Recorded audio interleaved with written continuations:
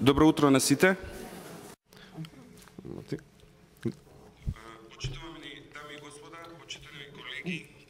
Good morning to everybody. Distinguished friends, welcome to the 8th International Conference Youth Society that traditionally is being held every year. And this is the 8th time we are holding it, and the Foundation Metamorphosis is organizing this conference, and we always try to find topics that... Нова дискусија и се обидуваме конференцијата да послужи како уште едно место каде што представници на невладиниот сектор, на академскиот сектор, бизнис секторот и владиниот сектор, како и другите чинители, на едно место да си ги разменат искуствата и да го споделуваат знаењето. Токму споделувањето на знаењето е темата на овогодинешната конференција, но пред да продолжам за тоа кои ќе бидат основните теми на конференцијата и зашто ќе работиме овие 2 дена, би сакал да ја дадам збор на госпоѓата Споменка Лазаревска, програмски директор за образование во Фондацијата Отворено општество Македонија, која оваа година слави 20 години од своето постоење и која има доста направено во развојот на образованието во Македонија. Всушност и оваа конференција е дел од активностите што ги прави фондацијата за одбележувањето на тој јубилеј. Па повелете. Благодарам, Бардил. Ми представува огромна чест и задоволство што токму јас ја добив можноста да се обратам во име на Фондацијата Отворено општество Македонија и воедно да честитам на организаторот, нашиот стратешки партнер, Фондацијата Метаморфозис, на уште една многу значајна конференција, која што, како кажа веќе Бардил, по 8 пат се случува во Македонија. Оваа конференција за нас од Фондацијата Отворено општество Македонија има посебно значење токму заради тоа што е организирана во склоп на одбележувањето на 20 годишнината од постоењето и работењето на Фондацијата Отворено општество во Македонија. Имено во текот на месец ноември, овој ноември, во чест на одбележувањето, Фондацијата организира 20 на настани од различен тип, промоција на книги, трибини, концерти и конференции, меѓу кои и оваа, со цел на тој начин да ја представи својата работа и своите заложби за отворено општество. Во сите овие 20 години програмите за образование и поддршката на реформите во образованието во Македонија има, можам да речам слободно, највисок приоритет во работењето на фондацијата. Реализирани се огромен број проекти кои што можеме да ги групираме во 3 поголеми области. Првата секако е обуката на наставниците, затоа што мислиме дека наставниците се клучниот фактор кои што клучните носители на сите промени и носители на она што се вели квалитет во образованието. И токму затоа нашите интервенции беа насочени кон нивна дообука за користење на различни активни методи на настава, користење на информатичката технологија во наставата, се со цел да им помогнат на учениците да станат активни граѓани и критички мислители. Втората поголема област во која што ние интервенираме со години веќе наназад, во која што помагаме, е образованието на маргинализираните групи, посебно образованието на децата роми, со цел да им се помогне да останат пред се во образовниот систем, меѓутоа и да ги подобрат својот училишен успех.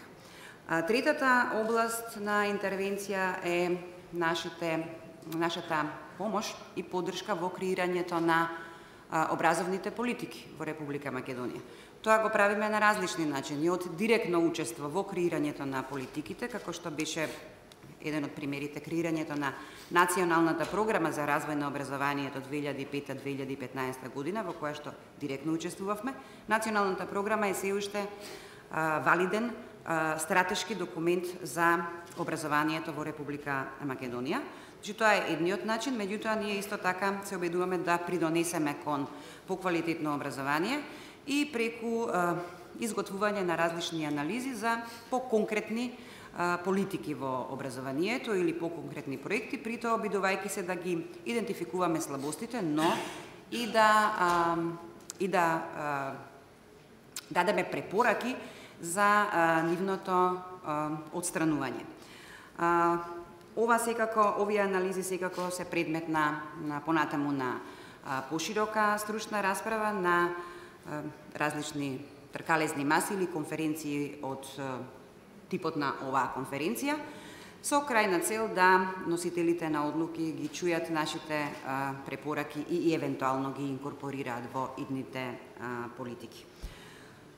Оваа конференција е исклучително значајна, значи не само заради тоа што е во склопот на одбележувањето на 20 годишницата и токму и заради темата, затоа што отворено општество без отворено образование нема, а за да има отворено образование и за да имаме критички мислители, и за да имаме деца што креативно ќе мислат и ќе бидат активни граѓани, тие мора да користат повеќе алатки. Се разбира, учебникот не е единствениот и не смее да биде единствениот извор на знаење.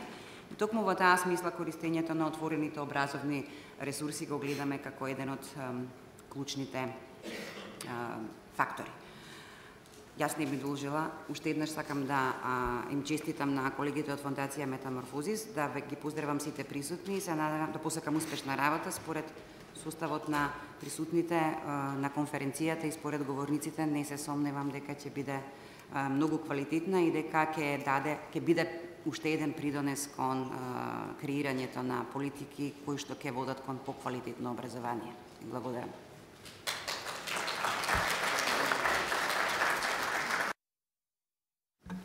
Благодарам многу, Споменка.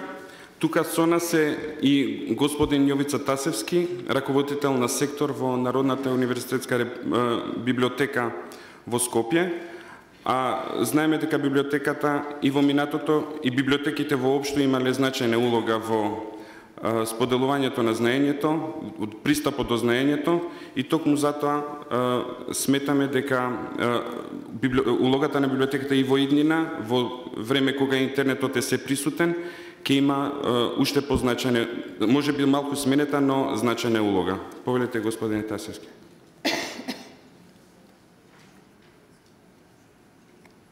Почитувани присутни, ми представува чест и задоволство да ве поздравам од името на Националната и Универзитетска библиотека Свети Климент Охридски од Скопје, која е најголемата ризница на културни, уметнички и научни остварувања создадени и објавени во Република Македонија, како и на исто толку голем број креативни, промислувачки и научно-истражувачки достигнувања од целиот свет, објавени во облик на монографски и сериски публикации, кои во библиотеката се добиени по пат на меѓународна размена, купување или подарок.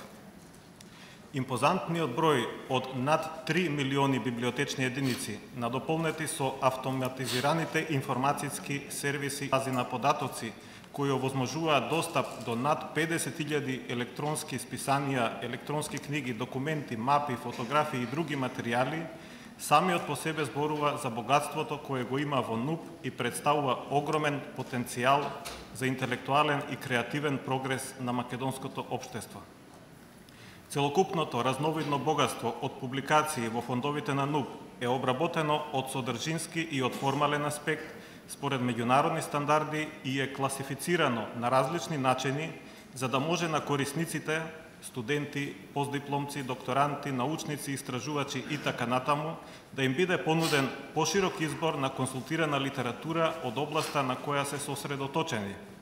Поинаку кажано, корисниците во НУП имаат на располагање каталошки и библиографски алатки за пребарување и истражување според различни параметри, кои ќе ги доведат до референци за сите публикации што ги има во фондовите на библиотеката, односно ќе им бидат предочени сите објавени трудови на одредена тема и од одредена област, книги или статии во списанија и прилози во зборници, чии автори и наслови претходно не ги знаеле, што ги проширува нивните хоризонти и го зголемува потенцијалот за темелен, интелектуален и креативен придонес. И покрај тоа што библиотечните фондови на НУП се одликуваат со исклучителен квалитет и квантитет, а институцијата е ситуирана во наменски изграден библиотечен простор, осмислен и дефиниран за функционално остварување на дејностите на библиотеката и успешно задоволување на барањата и потребите на корисниците, нашата проценка е дека расположливите капацитети не се доволно искористени. Од тука, како еден од врвните приоритети во следниот период, се наметнува потребата од различни информативни активности во функција на популаризација, односно зголемување на јавната свест за капацитетите на оваа врвна институција и можностите што таа ги нуди за образовна, културна, научна и стручна надградба. Комплетирањето и избогатувањето на библиотечниот фонд представува активност со исклучителна важност за НУП, бидејќи квантитетот и квалитетот на нејзината реализација има непосредно влијание врз квалитетот на услугите кои што библиотеката им ги овозможува на корисниците. Според законските одредби, НУП ги збогатува своите општи библиотечни фондови и специјализирани збирки по пат на задолжителен примерок, купување публикации, меѓународна размена, подарок, легат и друго. Купувањето изданија од светската издавачка продукција и меѓународната размена на публикации се во функција на подобрување на библиотечните услуги преку зголемување и ажурирање на фондовите со актуелни и релевантни наслови. Изборот на публикациите се базира на сознанијата што ги има библиотеката за потребите и барањата на корисниците, како и врз основа на стручни проценки за етаблираноста на авторите на публикациите во научните области, цитираноста, актуелноста и незастапеноста на определените публикации во другите библиотечни фондови во Република Македонија. Во поширок контекст, зголемувањето на бројот на стручни, научни, културолошки и други видови публикации во фондовите на библиотеката има улога на логистичка поддршка на образованието, односно стручната, научната и воопшто интелектуалната јавност во Република Македонија. Стручната обработка на монографски и сериски публикации која вклучува каталошки, УДК и предметен опис, односно содржинска обработка, обезбедува ново применените изданија да се стават ажурно на достап на корисниците преку пребарување во библиографско-каталошката база според параметрите што ги нуди софтверската поддршка КОБИС и меѓународните и националните стандарди за содржинска и формална обработка.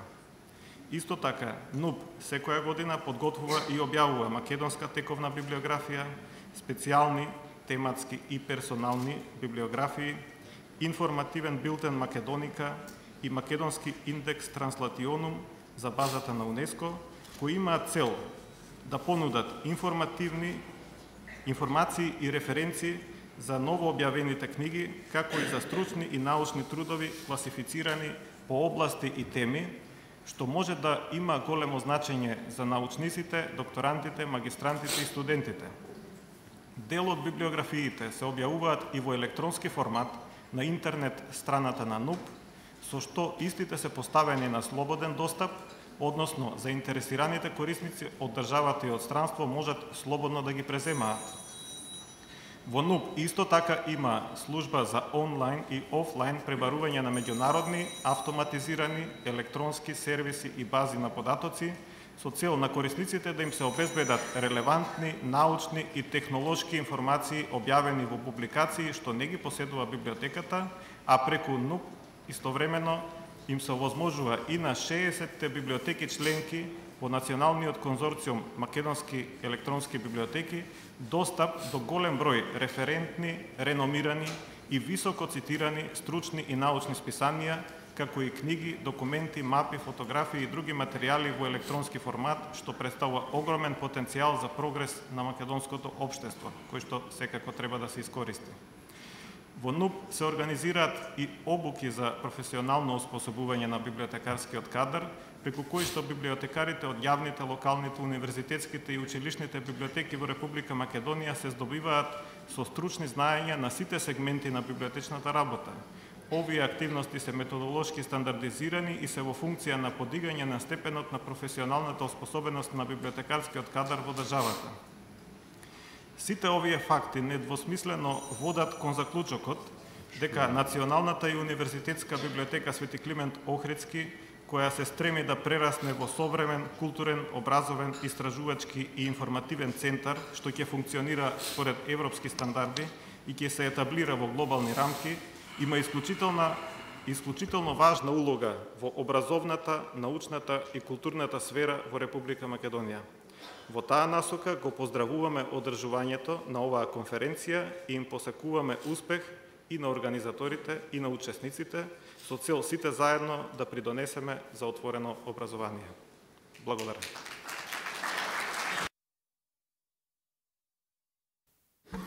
Благодарам, господине Тасевски. Сега само накратко да кажам за причините зашто ја одбравме оваа тема и зашто ќе разговараме во наредните 2 дена. Првата причина е дека во денешно време образовните ресурси не се ретки, тие се достапни, исто така тие се лесно прилагодливи и широко достапни преку интернет. На тој начин овозможено е образовните институции, научниците, професорите, но и учениците и студентите активно да можат да учествуваат и да придонесуваат во создавањето на знаењето и секако размената на знаењето, посебно преку отворените образовни ресурси, која ќе биде тема најмногу првиот ден на конференцијата. Второ, битно ни е да разговараме и да ги идентификуваме предизвиците со кои разните чинители се соочени при имплементацијата на вакви современи концепти во образованието, како што е концептот за отворен пристап, отворените образовни ресурси. Пред се мисли на предизвиците кои се врзани за законската институционалната рамка, кои треба на некој начин да се направат, да се прилагодат на новите технологии и на новото време, на тој начин што ќе овозможуваат ефикасна имплементација на овие современи концепти. Тука ќе се задржиме малку повеќе на законите за авторски права, законите за учебници и така натака, посебно имајќи предвид дека во моментот во Македонија се спроведуваат неколку проекти, како што е проектот за учебници, проектот Компјутер за секое дете и така натака. Третата причина е на некој начин сите заедно да изградиме некоја визија, односно да дадеме наш придонес и мислење за тоа како треба да изгледа образованието во иднина, и токму заради тоа вториот ден на конференцијата ќе биде малку повеќе посветен на вмрежувањето, градење заедници, улогата на различните чинители, невладиниот сектор, академскиот сектор, владиниот сектор во градењето на таа заедничка визија за развојот на образованието. Токму затоа на оваа конференција присуствуваат и гости од регионот, од Албанија, Србија, Босна и Херцеговина, и ќе имаме прилика да слушнеме кои се нивните искуства, а тука се у нас е еден гостин од Полска кој ќе го слушнеме веднаш после оваа сесија, кој ќе ни каже за искуствата што ги има во Полска. За крај само уште една анекдота од Алберт Ајнштајн, имено во една дискусија со неговиот професор, дали има или нема темнина. Ајнштајн рекол дека нема, туку има само светлина, и дека има место каде што нема светлина, односно каде што светлината не допира. Аналогно на тоа, може денеска да кажеме дека незнаењето не постои, туку има место каде што знаењето е достапно и каде знаењето не е достапно. Па затоа, еве, ова е прилика да го споделиме знаењето. Благодарам.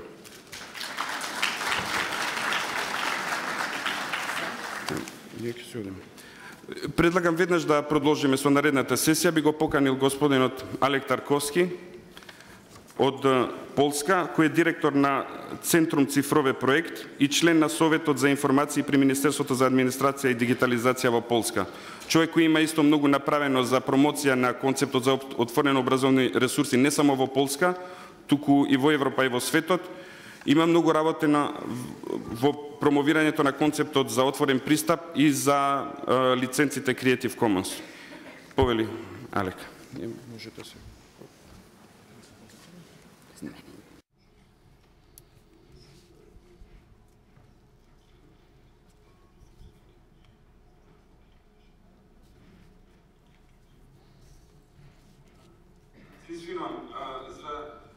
Не разбираат англиски, има слушалки и има превод. Така што надвор повелете слушалки ако ви требаат.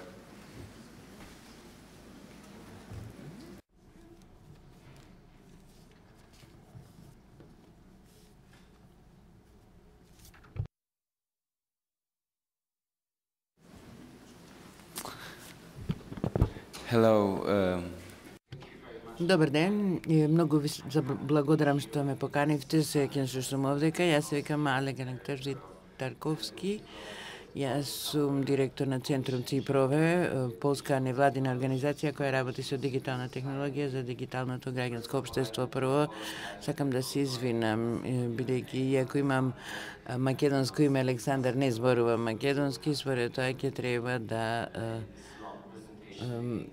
ме слушате, да ми ја слушате презентацијата на англиски. Се надевам дека благодарение на толкувачите ќе можете и да го разберете тоа што го зборувам. Јас главно ќе зборувам за нашето полско искуство, искуството во Полска, и се надевам дека тоа искуство ќе ви биде корисно вам овде во Македонија.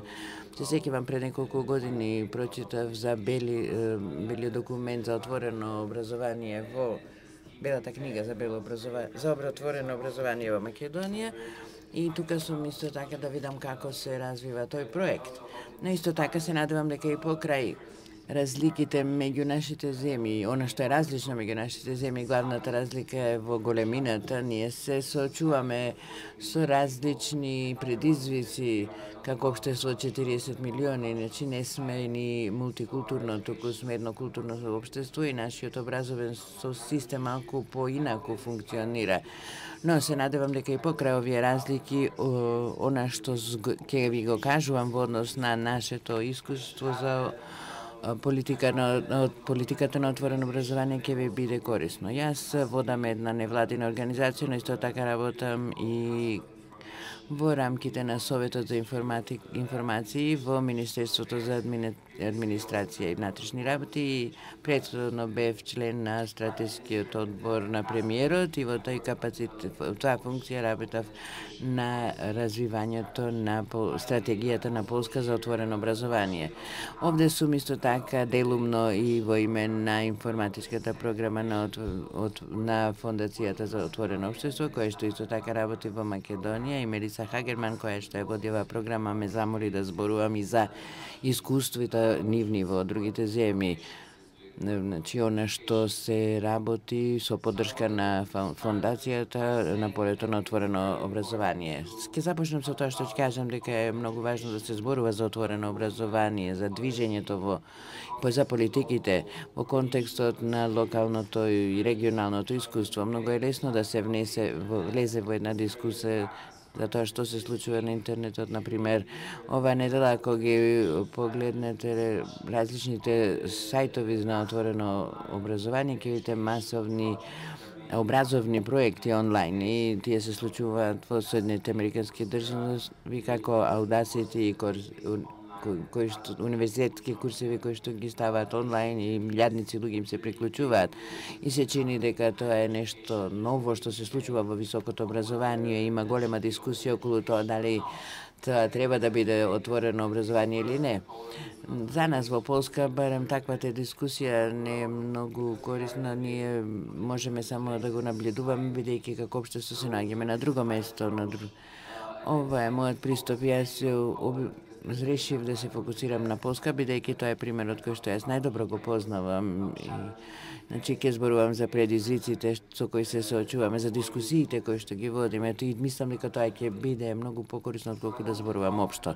Значи, сакам да зборувам за две работи. Прво, сакам да ви презентирам проектот за отворени учебници, и значи проект кој што се одвива во Полска како дел од една училишна програма, значи политиката за отворени образовни ресурси и контекстот, и нивниот контекст во Полска и светот.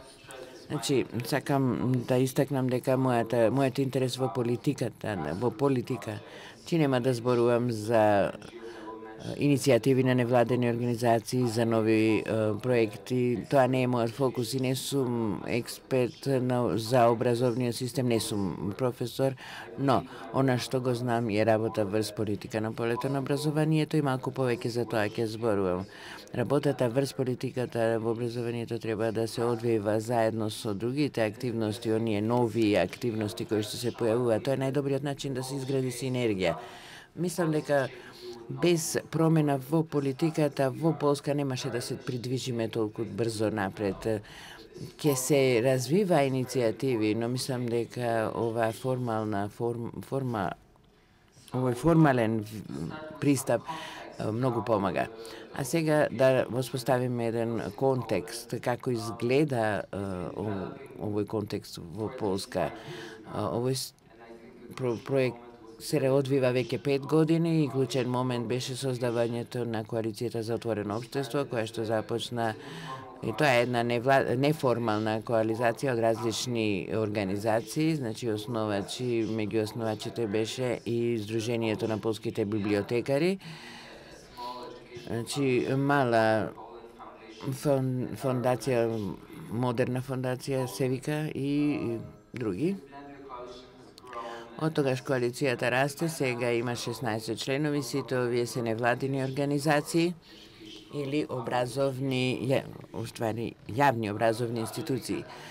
И друго нешто што се случува е, тоа се некои примери на проекти. Пред 3 години Министерството за надворешни работи го воведе отворениот модел во програмата на Полска за помош, а тоа е програма која што финансира и образовни програми низ светот. Многу работиме во Грузија, во Афганистан, во Африка. И во оваа програма тие одлучија дека содржината треба да биде отворено и тоа беше еден значаен преседан и ново правило.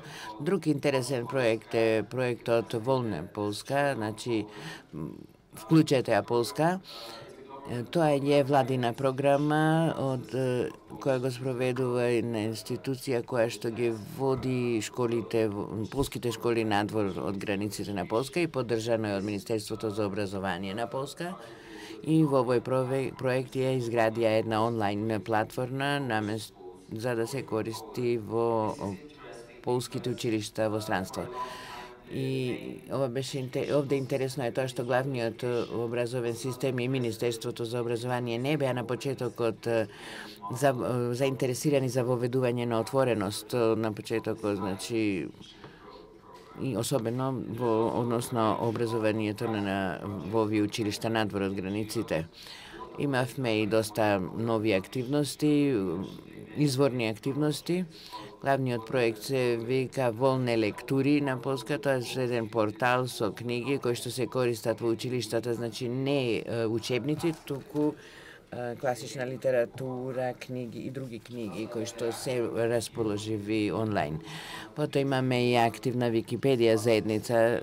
Таа не е конкретно отворено образование, но произведуваат многу од содржините. И тоа Википедија е веројатно најпопуларниот сајт во Полска за учениците. И друг еден интересен пример што го имаме на индивидуална работа е Khan Академија. Јас мислам дека ви е познат видео сајтот. Тоа е многу популарен во Полска и се преведува на полски.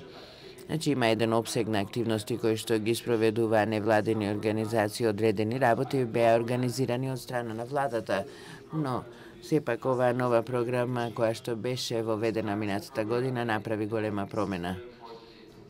Не се работи само за една програма на отворено образование, туку е голема програма о полето на информатичката технологија во училиштата. Полска размислува за воведување на компјутери во училиштата од 2000-та година. Долго време фокусот беше главно врз опремата. И првиот голем проект се викаше компјутерски училници за училиште и како што гледате од името, значи компјутери ќе бидат ставени во училниците и вратите ќе бидат затворени бидејќи не се вложи доволен напор за да се научат наставниците да развиваат методи за настава заедно на час и немаше доволно добри содржини да се користат. Значи, ова се случуваше околу 2004-2007 година. Околу 2008 година полската влада започна да размислува за тоа да спроведува проект кој што нема да биде само една училница која што ќе биде опремена со компјутери, туку да почнат да размислуваат за моделот 1 на 1, каде што секој ученик ќе добие компјутер. Значи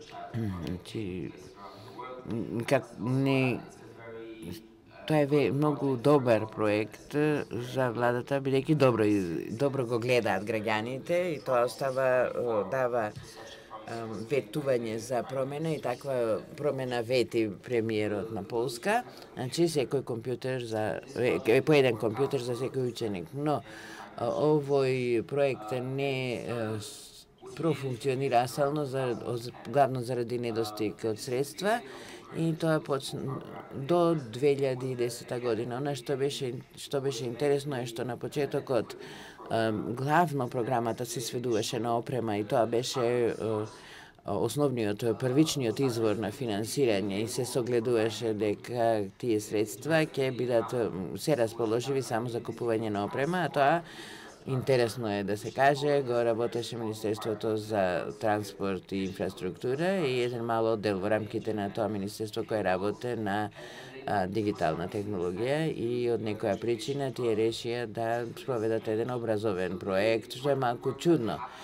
Она што беше многу важно во текот на оваа година е од тоа што проектот премина од проект за опрема во проект за инфраструктура и ова може да се припише на фактот дека Министерството за транспорт и другите министерства сакаат да го консолидираат проектот и да изградат една работна група од членови од различни министерства, но и представници од деловната заедница и граѓанското општество.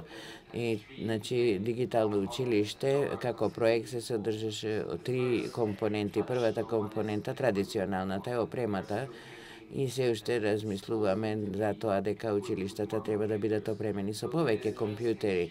Но, она што е чудно тука е дека веќе тоа е направено во Полска и тоа во последниве 10 години, а никој не знае дали има доволни компјутери во училиштата или не. Значи се чини дека ситуацијата е таква што училишниот систем, образовниот систем сака да прибере што е можно повеќе компјутери и тоа е причина зашто не треба само за компјутери да размислувате. Втората компонента е умешност и знаење на наставниците. Значи ако наставникот е обучен, ќе може да ги пренесе тие вештини и на учениците, а и ќе може да го користи системот многу подобро. Новите како училиштата ќе станат дигитални, тогаш ќе се развиваат и методологии за наставата. Идеја и третата е содржината. Третата компонента е содржината. Како што реков, нема доволно образовни содржини, многу е тешко и наставниците не знаат како да дојдат до него. И ниту па комерцијалната понуда не е толку добра и ние согледавме дека мораме ние самите да градиме содржина, значи да обезбедиме компјутери кои веќе имаат програми и кои што и да се обезбедат извори на образовни програми. Проектот почна во 2011 година во есента, значи пред една година. И започнавме со 380 училишта. Во Полска имаме околу 20.000 училишта, тоа е мал дел од тие училишта, 380. И целта е 4-то одделение, тоа се значи ученици на 9 годишна возраст. Идејата е дека тоа е најраната возраст во која се препорачува да може да се воведат компјутерите во наставата. Околу 13 милиони евра ќе бидат потрошени за опрема, значи да се купат додатни компјутери, скенери, дигитални табли и така натаму. И на училиштата ќе им треба да им се обезбедат интернет врска, бидејќи не сите имаат интернет врска сега. 5 милиони евра ќе се потрошат на обука на наставниците и 13 на образовни ресурси. Значи има еден проект од 1 милион евра кој што повеќе се заснова на истражување и тоа би било можеби пожелно да го објаснам. Проектот започна во време кога во Полска немаше јасна идеја за тоа како да се одвива наставата со компјутерите. Значи немаше никаков извештај, ниту пак бела книга во која ќе биде добро опишано како да се спроведува наставата со компјутерите. И сите велеа треба да се користат компјутерите во наставата, но нема до поддршка, но ниту пак јасна идеја за тоа што тоа значи и како училницата се менува. Значи, дали таму учениците седат над компјутерите и гледаат нешто или играат или се спроведуваат образовни програми. Имаше многу прашања што требаше да се одговорат. И јасно беше дека технологијата многу брзо се менува, можеби не требаше да зборуваме веќе за компјутери, туку за таблети во училиштата.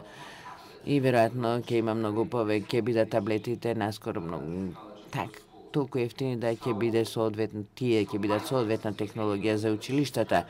Моje мислење е дека ние треба да започнеме со проектот за истражување за да можеме да откриеме точно што ни е она потребно во училиштата, но логиките на владините проекти не треба да истражувате, туку да покажете дека знаете што правите. Значи имаме пилот програма во 380 училишта, престанавме да постуваме прашање и почнавме да работиме и успеавме всушност да направиме еден мал проект на истражување во кој ќе тестираме различни модели. Значи ќе има училници кои што ќе добијат компјутери за секој ученик, ќе има училници кои што ќе добијат таблети, и училници кои нема да добијат никаква опрема и да се види што е, да го користат она што е располагање, например, еден компјутер со бимер или пак телефони. Идејата е да се покаже дека компјутерот и не е најважната работа.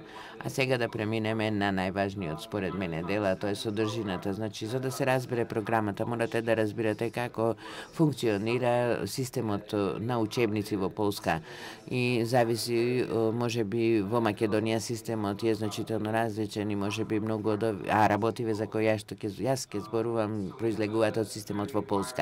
Значи, ние имаме голем пазар на учебници, значи 1/3 од вкупниот пазар на книги, значи пазарот на книга во голема мера зависи од учебниците.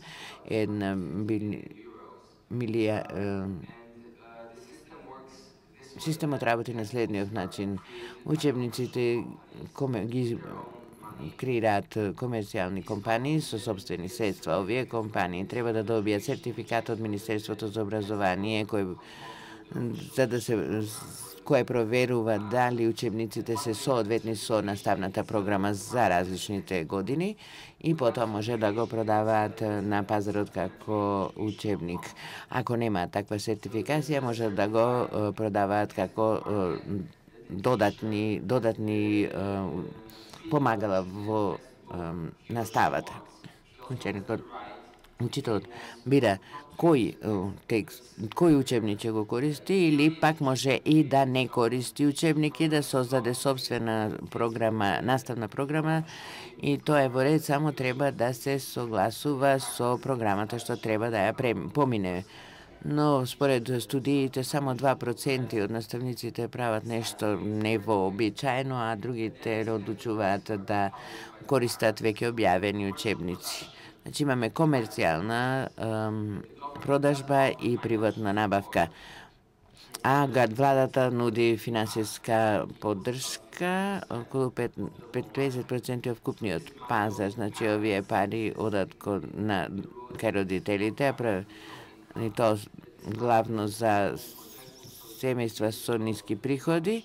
Значи тие средства одат директно до оној кој ја објавува книгата. И во Полска имаме големи европски фондови и Полска е дел од големи проекти кои се финансираат со грантови, особено програми за пишување на учебници. Значи имаме програми кои што се поврзани со јавни средства. Една друга работа која е доста важна, а веќе го споменав, не ни е јасно каков модел на настава ни треба и моделот на образовни ресурси. Ова е голем предизвик. Има една голема дискусија во Полска во смисла на тоа дека имаме потреба од поперсонализирана програма.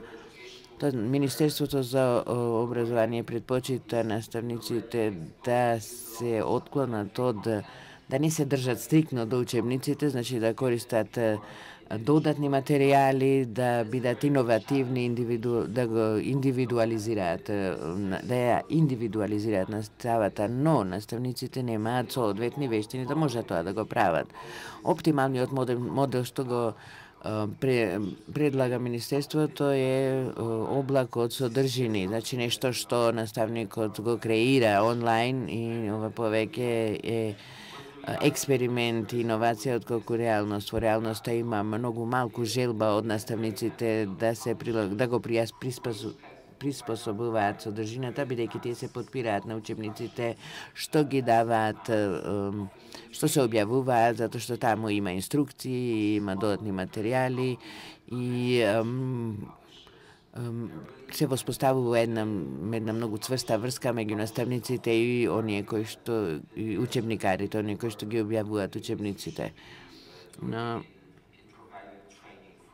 Министерството треба исто така да работи на полето на обезбедување на соодветна обука за наставниците. Ова е позадината во која што проектот за дигитално училиште треба да се вклопи. И одлучено е дека доколку владата ја гради содржината, таа содржина треба да биде отворена. И општата идеја е дека тоа е ефективниот начин на кој да се потрошат парите. Друга одлука која е донесена е да се финансираат и учебниците и други видови на содржини. Ова е клучна одлука, затоа подоцна ќе зборувам особено за критиката од страна на комерцијалните издавачи на учебници.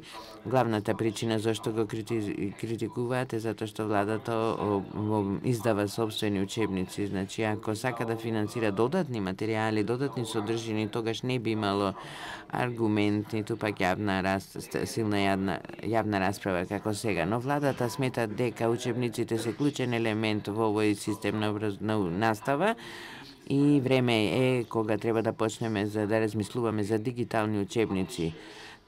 Издавачите не си ја вршат одлично работата во градењето на нови иновативни дигитални содржини.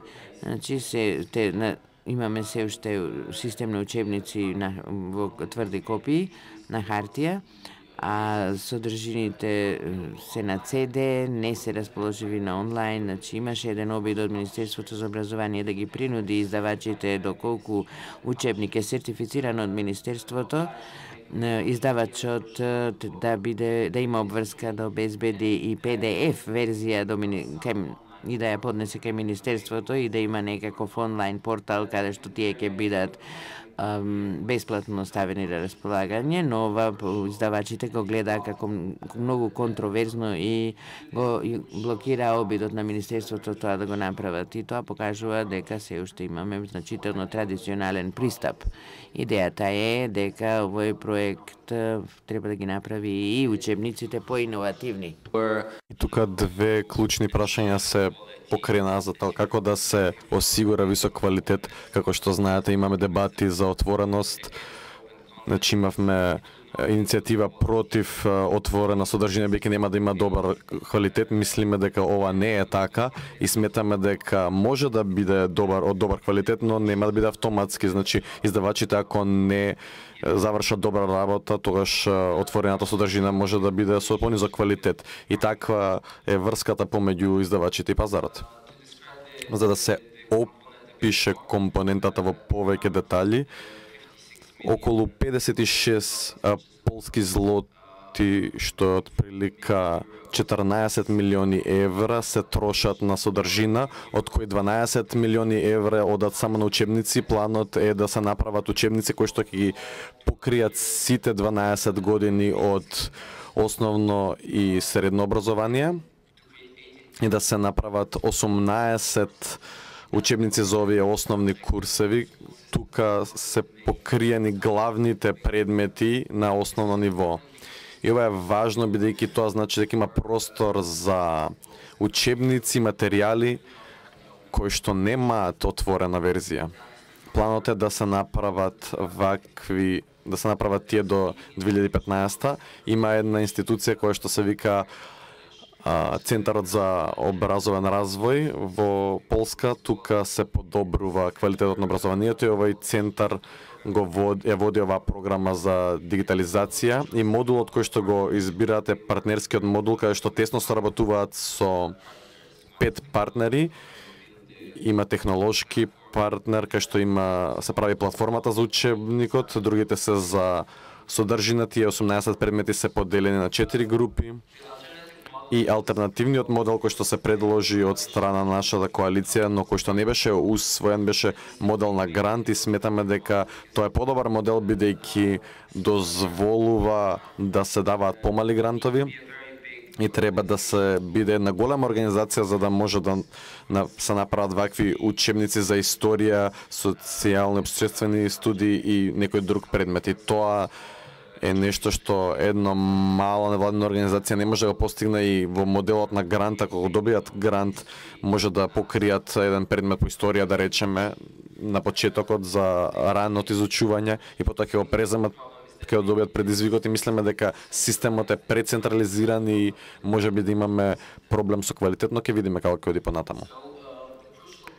Важниот дел е што значи тоа да биде отворен ресурс за образование. Не сакам да одам во детални анализи на правната рамка. Претпоставам дека она што се работи тука за Creative Commons, видов дека во материјалите на конференцијава има и материјали, но да бидам краток, лиценцата која што земавме Creative Commons Attribution е многу важно и јако отворена алатка. Се што се е поврзано со содржина се покрива тука и се користи за комерцијални причини. Сметаме дека јавната содржина која што се создаде може било која компанија да преземе и ако знаат како да ја употребат за да направат пари, тоа е во ред, но исто така ќе се користи за некомерцијални потреби. Ова е во согласност со Кейптаун декларацијата од 2007, каде што се наведува дека спецификацијата на образовниот систем дозволува повторна употреба и наставниците мораат да можат да изменат содржина согласно нивните потреби и да се користи комерцијално исто така, бидејќи многу е тешко да се каже дали одреден тип на образовна институција е комерцијална или некомерцијална, па доколку не сакате да ги попречите да ги користат тие ресурси, подобро да се овозможи секаква употреба. Но исто така може да замислите за овие некомерцијална, комерцијална дискусија е многу контроверзна, бидејќи ако полската влада одлучи да дозволи некомерцијална употреба, тогаш издавачите нема да се побунат, бидејќи нема да има влијание врз нивниот пазар. Затоа сметам дека ова е интересниот и тешкиот дел, бидејќи ние поддржувачите на отворениот модел ги убедуваме издавачите дека тоа е од корист за нив, бидејќи може да има комерцијална употреба на ваквата содржина на која што може да се надградува. Значи имам идеи како може да се изведе сето тоа, например, доколку учебниците се на основно ниво, ова е претпоставката, тие можат да направат по-добри модели, значи ова станува збор за идеи и предпоставки, не е истестирано до крај, затоа не можеме многу добро да ги убедиме издавачите. Меѓутоа, тоа е моделот кој што го избравме, многу јако отворен модел. И последниот дел кој што сметам дека многу важен, треба се додаде пристапност и снова сакам да кажам за луѓето со недостатоци, например за слепи луѓе. Тоа е дискусија во Полска која што се воведе пред неколку години и сметам дека креирањето на свеста е важно и тоа е покренато на повисоко ниво во последните години, но во пракса се уште нема ништо направено. Да бидам искрен, многу е тешко. Полесно да се направи содржина која што нема пристапност и второто нешто е да се користат стандарди за отворен софтвер, например платформите за учебниците може јавно да биде достапна како софтвер. Исто така сметам дека создава интересни бизнис деловни и неделовни модели. Да кажеме што повеќе зошто ги избравме овие јаки отворени модели, доколку гледате во однос на јавна мисија дека трошите јавни средства за таа отворена содржина јавно се користи, бидејќи образованието мора да биде достапно за сите, тогаш силната отвореност е најдобар начин да се осигури ова. Како второ, како што споменав, се надеваме дека на овој начин ќе се создадат нови бизнис модели. Се чини дека ако пошироко разгледувате пазарот на книги како се менува, и не знам каква е ситуацијата во Македонија, но во Полска сега е многу тежок момент, сите ги чувствуваат тие промени, продажбите паѓаат, во исто време немаме силен електронски пазар за книги, не работиме се уште толку со електронски книги, не се популарни таблетите се уште. И како што реков, учебниците кои што се 1/3 од целиот пазар, така што секаква одлука за учебници има влијание врз овој пазар. И затоа навлеговме во дискусија за тоа како комерцијално може да се користи ова отворена содржина. На прво владата сака да прави само електронски верзии, значи печатењето на оваа содржина, понатаму се уште сметаме дека ќе се користат печатени изданија во училиштата на некој начин. Како второ, може да има и премиум верзии, така што издавачот може да направи пари со тоа што ќе додаде видео за различни лекции и тоа да го продава како посебен пакет. Како трето, може да смислите некакви мешавини, така што може да земете некоја содржина ако не е доволно добра, да скратите некои делови, но да додајате исто така и нешто што мислите дека е подобро. Така што идејата која што Камил Шивоски ја воведе, ако сте малку потехнички ќе разберете, може да размислувате за оваа основна содржина како технички систем каде што еден компјутер презема содржина од друг, така што може да градите нови образовни проекти, но не од нула, туку од нешто што веќе постои. Така што ова е претпоставката за која што ќе дискутираме понатаму и за тоа како се поклопува со јаките издавачи кои што не веруваат во ништо од ова што го кажувам сега горе-долу. Но ние сепак се уште говориме за почетокот и затоа сметам дека е важно да се види зошто сакавме да го предложиме овој проект амбициозен на некој начин, бидејќи пред неколку години Министерството за образование немаше баш желба да работи со отворена содржина и одеднаш имаме ваков тип на успех. Сметам дека најважно е дека во Полска има една коалиција од тој тип, така што гласот на невладините организации кои што промовираат образование пристигна на правото место и нема други организации кои што може да бидат партнери во јавна дебата и да ги направат овие аргументи. И оно што е уште по-чудно, немаме многу силно здружение на родители кои што сметаат дека бесплатни учебници кои што би биле поддржани од родителите, но не би знаеле дали тие се за или против, бидејќи не учествуваат во дебатата и исто така наставниците не се многу присутни. Тие имаат силен синдикат, но не е многу вклучен во дебатата. Така што ние имаме важна улога во јавната дебата, но во последните 2 години имаме поширока дебата за општеството помеѓу владата и јавното општество. Имаме ваков процес кој што треба да се воведе како диалог. И како трето, и ќе говорам во поголем домен за ова, се прави едно отворено правило за ресурсите кои што ќе бидат на отворена содржина и тоа се гледа како пилот проект за ова општо правило.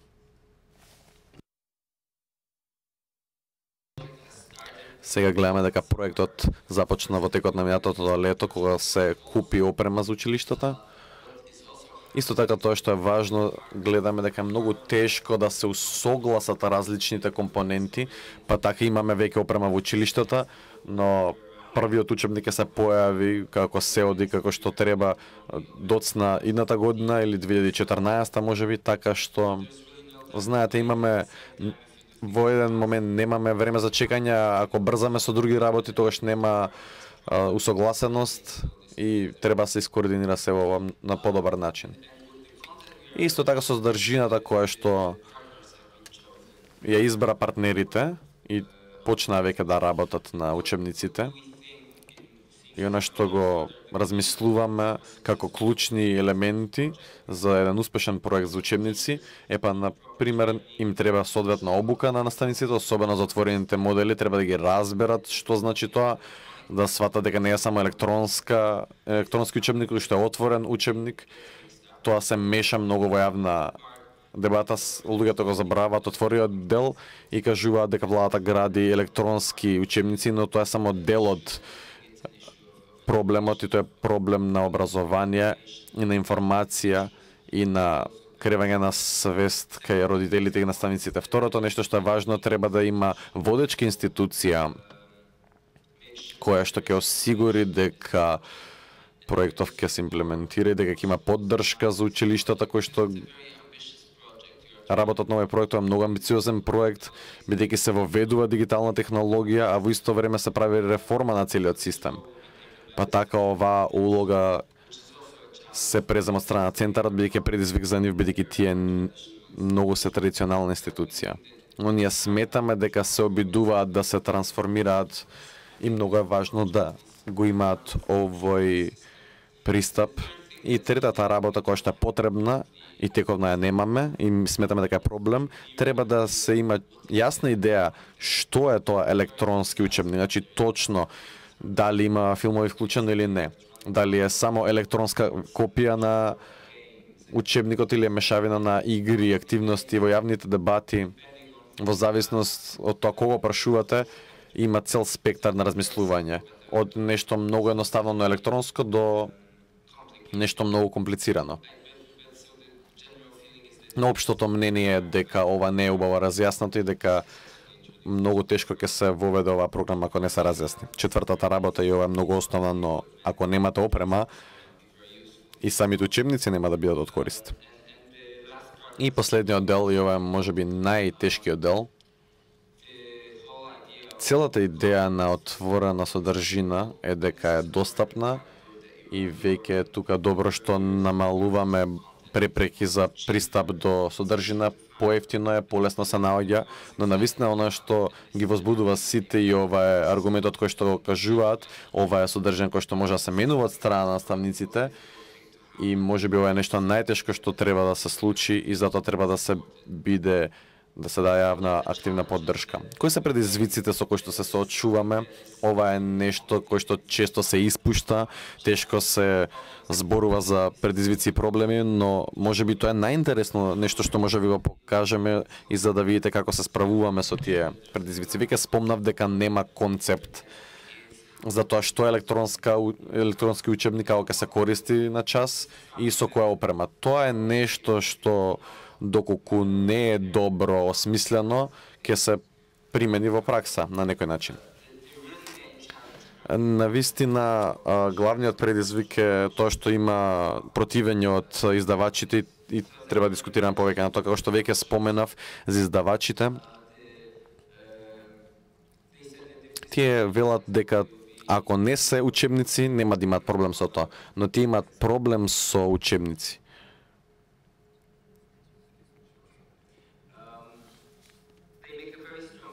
Тие даваат силен аргумент кај што кажуваат дека јавната содржина не е правична конкуренција и дури испраќаат писма до Европската комисија. Интересното нешто е тука што Европската комисија одговара со неутрален одговор, но кажуваат дека не прифаќаат ваков аргумент, дека поддржуваат дигитализирани училишни програми, особено отворените компоненти за учебници, но исто времено тоа е голем предизвик, бидејќи тоа е силен аргумент дека го уништувате пазарот, особено ако е пазар на книги кој што е многу почитуван пазар. Тие даваат аргументи дека отворените јавни ресурси ќе бидат со низок квалитет, дека тоа е нешто што исто така може да кажете дека има такви примери со некомерцијални содржини и потоа јавните институции имаат ниски капацитети за развој и истражување. И што се случува? Владата кога почна да бара партнери за програмата за учебници, се надеваше дека ќе најде некои комерцијални издавачи кои што ќе добијат голем грант од државата за да создадат отворена содржина. За не би било таа добра сделка, но Сдруженијето на издавачи ја бойкотираше оваа програма, повеќе сакаат да работат на софтверска платформа, бидејќи тоа е неконтроверзен дел за нив, но не сакаат да создадат содржина, освен една полска компанија која што беше заинтересирана. Но истовремено имаше многу лоша пиар кампања во однос на проектот, нема да одам во детали, меѓутоа резултатот беше во ситуација каде што владата се најде и беше на некој начин опасно да се најде комерцијален партнер за овој проект и на крај владата се одлучи да работи со јавни универзитети. Мислам дека 4 или 5 јавни универзитети сега ќе обавуваат оваа задача, што само е различен модел. Има луѓе кои што сметаат дека можеби ќе биде тешко универзитетите да направат добра содржина за училишта, бидејќи тоа не се навикнати да го прават, иако имаат педагошки оддели, тие не прават содржина и треба да видиме како ќе функционира тоа, но тоа може да биде и проблем и во принцип сметам дека е интересно, но и тажно што негативното влијание беше толку силно што имаше влијание на дори јавното мнение, но добриот дел е дека издавачите не успеа да го променат основниот модел. Вториот помал предизвик сметам дека е останатиот дел од системот. Наставниците се малку индиферентни. Не разбираат што значи да има отворен учебник, навикнати се со старата содржина со која што работат и затоа разговараме начини на кои што се може да се реши ова и нема реално начин на кој што може да се поправи. Многу е очигледно и многу е тешко да се смени. Има правен аспект на ова. Наставниците не се свесни за правните предизвици. Си копираат работи ако им треба, не знаат дали е тоа во ред или не, но во пракса тоа се функционира. Значи, каков е одговорот на јавноста во однос на предизвиците за комерцијалните издавачи и нивните одлуки?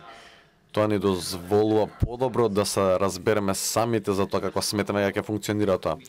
И најпрвин сметаме дека доколку зборувате за отворени учебници, не може да земете предвид само една перспектива на пазар и што им е потребно на компаниите. Мора да се има здрав пазар, но исто така е битно да се исполни јавната мисија. Како второ, постојат многу примери каде што јавните и приватните работи заедно функционираат. Имате таксија и автобуси. Ако постојат автобуси, не чека таксијата, нема да заработуваат пари. И тоа е главниот наш аргумент. И владата смета дека има простор за уравнотежување и тоа е разликата помеѓу јавната содржина и комерцијалната. Но има многу голем број на докази дека ова може да функционира, но бидејќи тоа е многу невообичаен проект, дури на глобална мера е тешко да се имплементира и затоа ги дискутираме овие работи.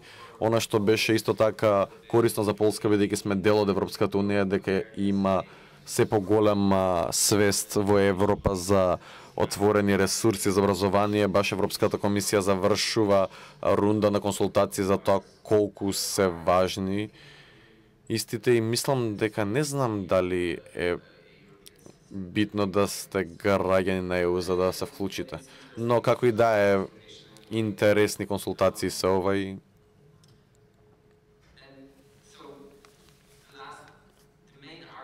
главниот аргумент, кој што може би на некој начин контроверзен за издавачите, дека сметаме дека комерцијалното производство на содржина не е идеално, не е многу иновативно, прави пари толку многу во тековниот систем што не треба да биде иновативно воопшто. И сметаме дека едно нешто што отвореното содржина може да го направи да го наруши малку овој систем, иако јавноста се свесни дека нема најдобра содржина тука, најдобар квалитет, на тој начин ќе може јавноста да ги притиснат издавачите да дадат повеќе од себе. И фактот што веќе го споменав дека не е само отворена содржина, туку и отворени стандарди е многу корисен, бидејќи отворената платформа за учебници ќе се користи не само од страна на владата, туку можеби од комерцијалните издавачи. И секако и во други држави ако се оди како што треба. Мислам дека го споменав ова веќе, така што Вака изгледа проектот во моментот. Се чини дека има јака дебата на оваа тема со активните засегнати страни на пазарот. Се движиме напред, но прерано е да се кажат кои се резултатите и мора да причекаме до 2014-2015 за да бидеме сигурни. Но во вториот пократок дел сакам на брзина да кажам дека имаме поглобален контекст кон ова. Нема да одам во детали за тоа што се случува во други држави и каква е ситуацијата таму, но сакам да покажам дека има и слични иницијативи на други места широм светот. Едно нешто што е важно во Полска е тоа што не само што работиме со отворено образование, туку пошироко за отвореност на сите јавни ресурси. Идејата е дека може да ги користиме сите овие ресурси за да создаваме нова содржина, нова вредност и тоа е многу важно не само во образованието, туку и науката и во културата, тоа се трите главни области. Во образованието, оваа политика се дефинираше во 2007 со Кейптаун декларацијата, каде што се велеше дека владите, училишни одбори и универзитети треба да го направат највисок приоритет ова и дека треба да се спонзорираат овие отворени ресурси. И ова сметам дека е важна изјава која што се потврди годинава во Париз на големиот конгрес на УНЕСКО за усвојување на Париската декларација, каде што има многу точки кои што сите се применливи за отвореното општество, меѓутоа две се важни. Најпрвен треба се зајакне развојот на стратегиите и политиките за отвореното образование, конкретно политики за употреба на овие ресурси и тоа го правиме во Полска. Работиме за отворени учебници како дел од поширока реформа за училишта и исто така да се охрабрат отвореното лиценцирање на образовни материјали со јавни фондови, како што веќе споменав.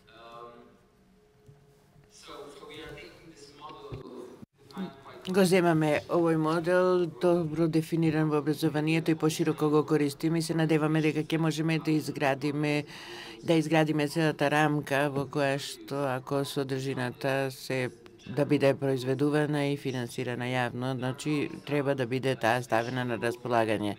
Веројатно ќе има некои посебни правила што ќе треба да се воспостават, например да се чека евентуално неколку години додека се отвори, например, што се однесува на полето на културата, но не сакам да одам на прашањето на отворениот пристап, само ќе споменам дека Министерството за наука на Полска едновремено работи врз воведување на отворениот пристап, но не е толку напредно, само се наоѓа во воведната фаза. Значи, ова е ситуацијата во Полска. Ние работиме на закон за отворени јавни ресурси и се надеваме дека ќе создаде таква рамка, но во моментот се наоѓа само во фазата на нацрт и претпоставувам дека многу луѓе прво ќе го гледаат проектот за отворено образование за да видат како се одвива. Накратко сакам да ви прикажам ситуација во Низозем и фондациите Отворено општество работат во неколку земји, меѓу нив се Бразил, Македонија, Холандија и Полска. Нема да зборувам за македонскиот случај, бидејќи тоа ќе го прават сите други што ќе зборуваат од овде. Но накратко да ви кажам дека во Бразил идеите се слични со оние во Полска, но не се толку напреднале.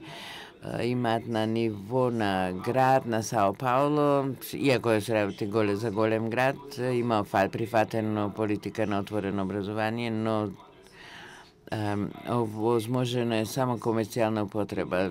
Ние веруваме дека има голема разлика, бидејќи активистите не го убедија образовниот систем да прифати целосна отвореност и во парламентот имаат исто слично правило кое што сега се дискутира и многу е сличен на нашиот модел. Значи образовните ресурси да бидат отворени и да бидат ставени на располагање доколку бидат обезбедени од јавни служби и да се направи еден репозиториум каде што тие ќе бидат собирани и ставени на располагање. Има различни начини како да се пристапи и има различни поедовни точки. Во Соединените Американски држави се фокусираат врз високото образование, за разлика од Полска. Главно затоа што има многу учебници за високото образование во Америка. Ние мислиме дека е поважно да работиме во основните училишта. Значи 2 билиони буџет имаат за учебници во коледжите. Друг пристап има во Холандија, каде што се запира и кој што се концентрира на главното прашање. Тие направиле платформа од Wikivis, значи отворена платформа за наставници и таму можат наставниците да креираат и да ги користат содржините веќе, да се креираат своји содржини и да ги користат содржините на другите.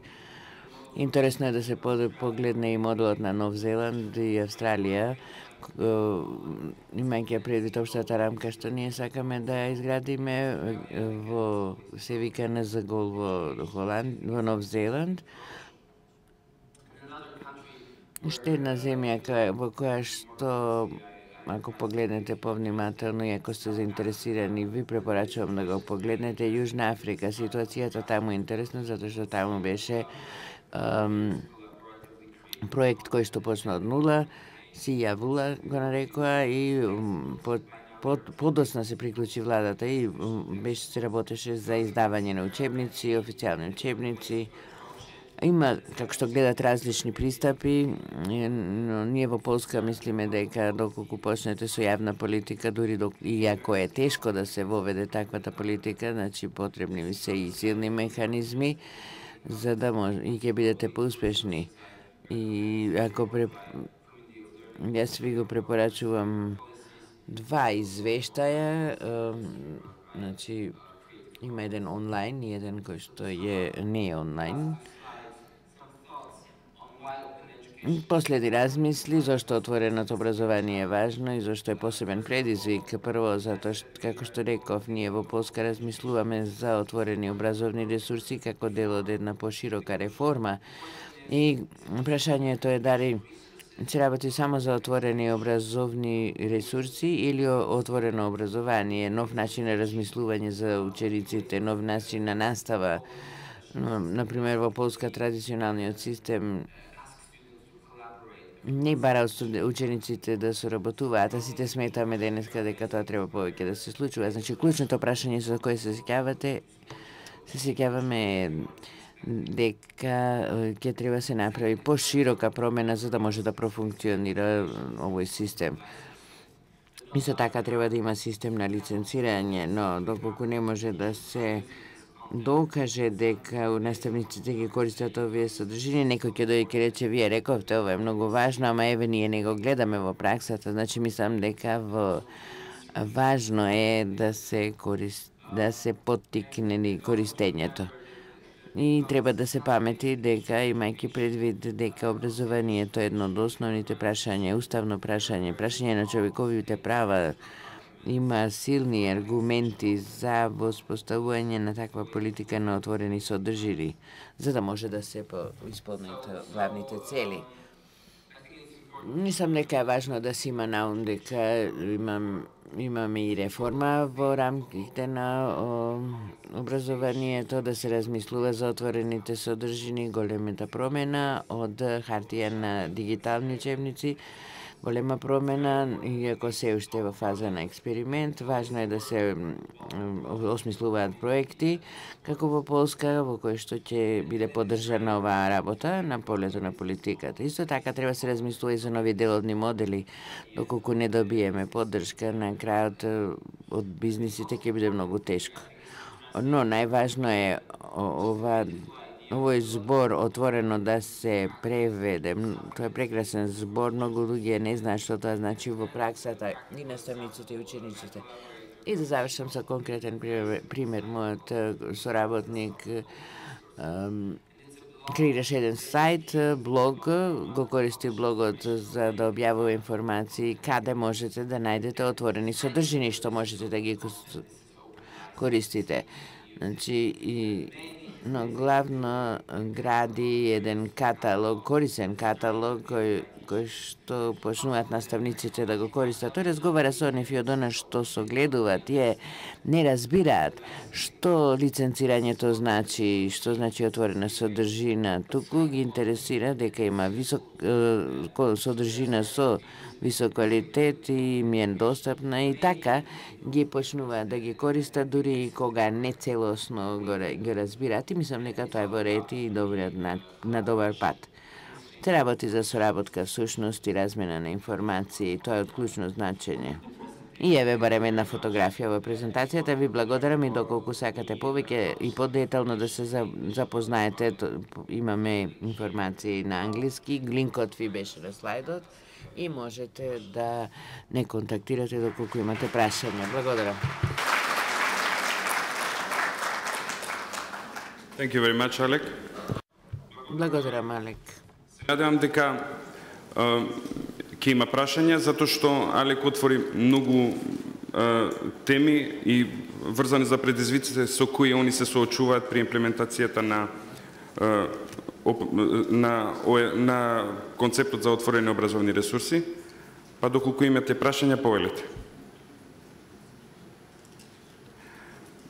Иако Алек рече на почетокот дека контекстот е малку различен, дека се работи за и по големина 40 милиони со 2 милиони и нешто, мултикултурниот контекст кој го имаме тука во Македонија. Меѓутоа, исто така приметивме дека дел од проектите што се имплементираат во Полска, исто така ги имаме тука кај нас и дека предизвиците и проблемите со кои они таму се соочуваат се слични на нашите тука и дека нивната сила всушност е во тоа дека они сите заедно работат за да ги решат проблемите. Па доколку има некој тука што е вклучен во таков проект или има некакво искуство да го сподели со нас.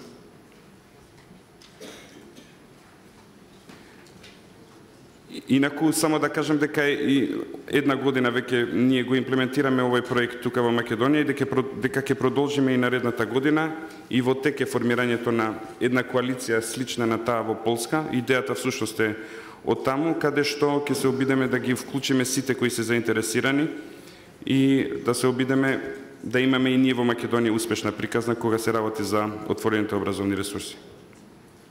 Дали има прашања? Коментари, некоја забелешка? So maybe I can add one thing please. If there is time, because I realized 5 minutes. Very shortly. Тогаш јас би додал нешто. Кога зборуваме за разликата, всушност во Македонија може би е и полесно отколку во Полска, бидејќи кога зборував за важноста да се биде инновативен, претпоставувам дека тоа е во секоја земја, образовните системи се доста традиционални. Ако сме во можност да изградиме една иновативна институција, веројатно мала, и ќе може да влијае на 2000 училишта, например, не знам,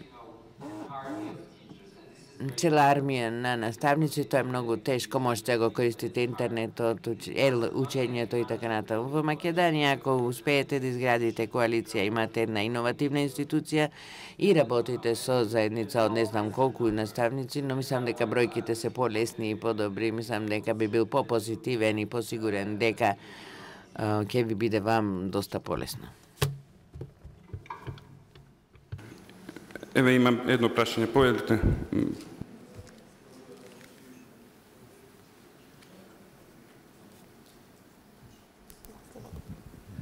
Прашањето е во врска со ризиците или пропустите во коалицирањето, барем како што мене ми изгледа од овде.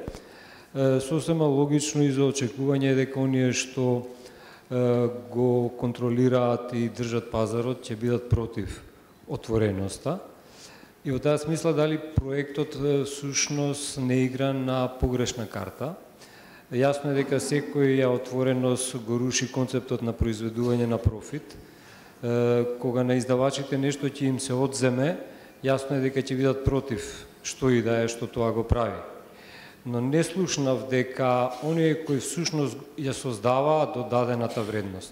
Авторите имаат некакво место и заштитеност во рамки на овој концепт, наспроти продавањето на своите авторски права спрема издавачите. Например, она што го зборуваше господин Тарковски предпоставува благокажано дуплирање на авторскиот труд, произведување на една основна верзија која потоа ќе може да биде надоградувана преку разни додатоци и така натаму. Како концептот замислува да ги привлече авторите на своја страна и да ги, ако може така да се каже, мотивира да не се продаваат ефтино кај издавачите. Благодарам.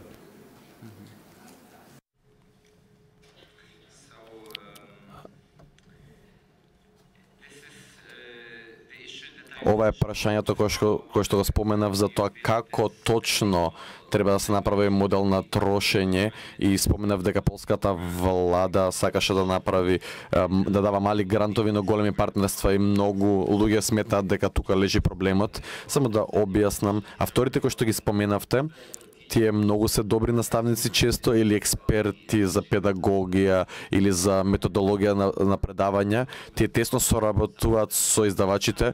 Некои од нив дури имаат подпишано и договори со години каде што се обврзани да работат само со еден издавач. Другите во пракса го прават тоа. Така што општо гледано е многу тешко да ги убедиме да се одстранат од ваквите партнерства, но ако имаше мали грантови, можеме да видиме дека неколку луѓе во помош со невладини организации да направат можеби еден учебник или еден пакет на содржина, но никогаш нема да се одлучат да направат цел блок за учебници за 12 предмети. Затоа сметаме дека со тековниот модел не можеме да ги привлечеме авторите, и затоа мораме да работиме или со издавачи, или со големи универзитети. И тоа е нешто можеби во кое ќе бидат успешни универзитетите, не само со нивниот персонал, туку и со надворешни експерти, но не знам во моментот како ќе се одвива ова. Заборавив да споменам едно нешто. Има голема несигурност за тоа каков ќе биде ефектот од содржината кој што ќе биде на пазарот. Владата беше приморана да предложи да има некаква вредност и кажа дека 40% од наставниците ќе користат отворена содржина, но не знае никој кои се точните пресметки. Така што е бројка како било која друга. Некои велат 100% ќе ни го уништи комплетно нашиот пазар. Очигледно тоа не е точно. Особено од причина што наставниците не се толку многу со авантуристички дух и секојаш се држат до добра содржина, дури тоа да значи дека родителите треба да платат таа содржина. Тоа е многу интересно прашање и сметам дека треба да причекаме да видиме кој ќе биде уделот на пазарот во однос на овој проект и слично на тоа мислам дека ќе има некои мали бизниси кои што ќе најдат бизнис модел и ќе престанат да се бунат после некое време и ќе се речат ова може би вреди да се обиде. И бојкотот после некое време докажува дека издавачите знаат да работат како една група со одредена стратегија. Така што ова е почетокот. Ако се состанеме за 3 години, може би ќе можам да ви кажам како изгледала целата работа.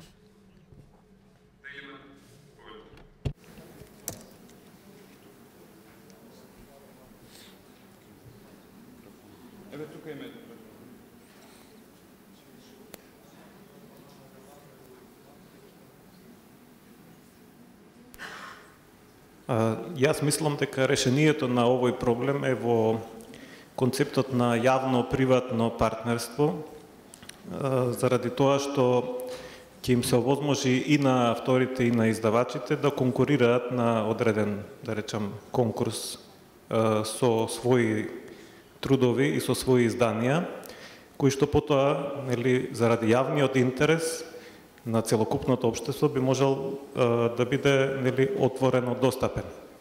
Тоа е, да речеме, првата идеја која што ми дојде во моментов. Дали се сложувате со тоа?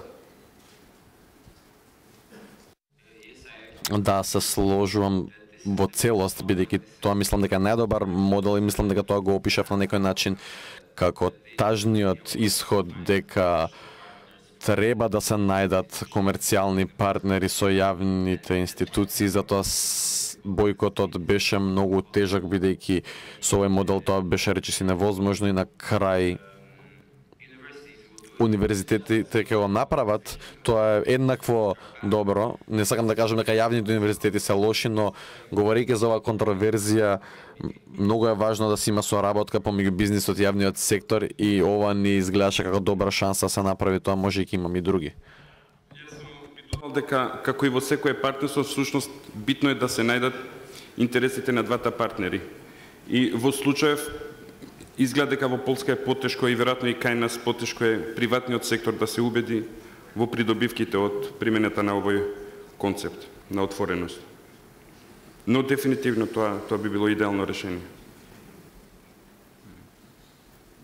Дали имаме уште прашања? Доколку нема, благодарам многу и повелете на кафе пауза, 15 минути, па потоа продолжуваме. So I ended up talking 1 hour. Sorry.